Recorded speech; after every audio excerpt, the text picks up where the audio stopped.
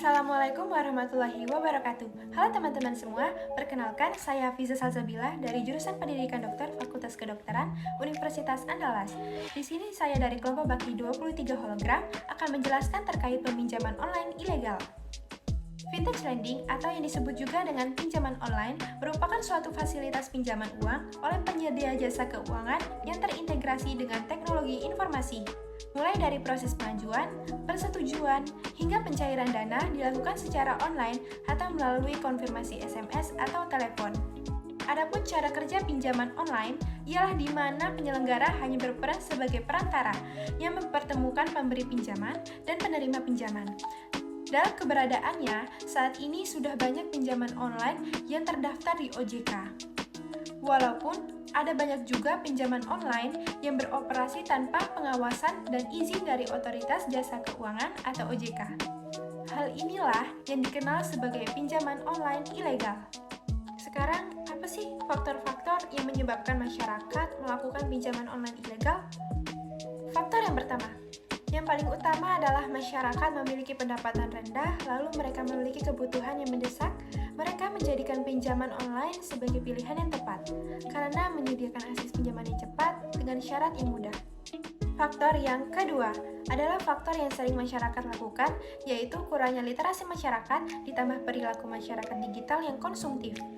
Karena yang memberikan penawaran adalah penawaran yang sangat menggiurkan, jika pada saat konsumen sudah masuk ke dalam ekosistem pinjaman online, secara agresif, konsumen akan terus diberi promo yang menarik melalui pesan singkat berisi tautan untuk mengunduh aplikasi pinjaman online ilegal.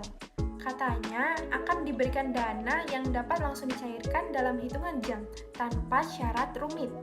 Karena syaratnya saja hanya dengan memberikan identitas dan foto diri. Faktor yang ketiga adalah lemahnya regulasi baik dari sistem pengawasan hingga penegakan hukum terhadap perusahaan yang curang.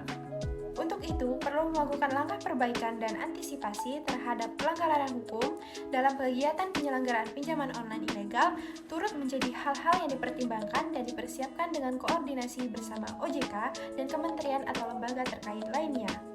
Sekarang kita masuk ke dampak-dampak negatif yang ditimbulkan akibat terlibat dalam pinjaman online ilegal. Seperti yang saya bicarakan sebelumnya, di mana kebanyakan masyarakat melakukan pinjaman online bukan sesuai kebutuhan atau dana darurat, melainkan perilaku konsumtif dari masyarakat itu sendiri. Padahal, dampak dari hal tersebut dapat menyebabkan banyak default atau gagal bayar. Dampak kedua dinilai dari faktor yang menyebabkan pinjaman online ilegal, yaitu kurangnya literasi masyarakat karena penawaran yang menggiurkan menyebabkan kurangnya informasi yang didapatkan. Bukan hanya salah dari konsumen saja, terkadang pelaku usaha pinjaman online ilegal ini kurang transparan memberikan informasi manfaat dan risiko produk yang ditawarkan.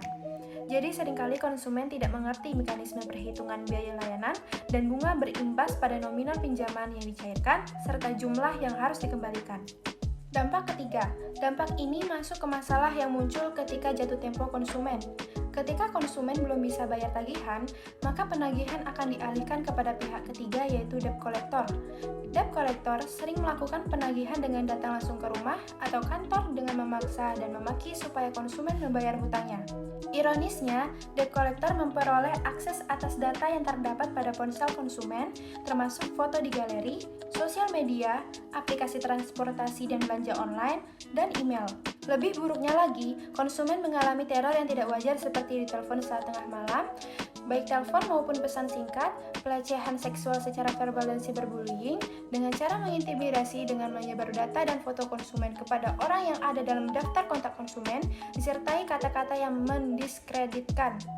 Parahnya lagi, penagihan juga dilakukan kepada keluarga, teman, rekan kerja, dan saudara sehingga mengganggu hubungan keluarga dan hubungan sosial, di mana hal tersebut menimbulkan trauma, stres, depresi, gelisah, tidak fokus bekerja, dan kehilangan kepercayaan diri bahkan sampai bunuh diri. Sebenarnya ada banyak lagi dampak yang timbul pada konsumen pinjaman online ilegal selain dari 3 yang saya sebutkan. Tetapi yang ketiga itulah yang paling dirasakan oleh para konsumen. Selanjutnya, tips cara menghindari agar tidak terlibat dalam pinjaman online ilegal. Yang pertama adalah cek di website resmi OJK.